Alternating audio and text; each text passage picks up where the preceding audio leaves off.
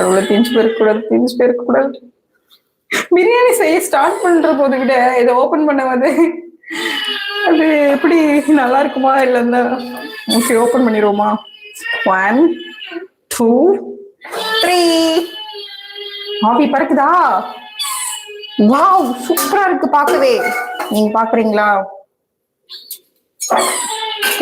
அப்படி பாருங்க பிரியாணி. நான் பேக் கேமரா ஆன் பண்றேன். நல்லா பிரியாணி சூப்பர் பிரியாணி.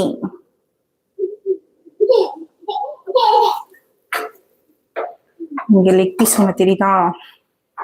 அடி பிடிக்கல. ஓ மை காட், நல்ல வேலை பிரியாணி அடி பிடிக்கல. பிரியாணி நல்லா இருக்கு.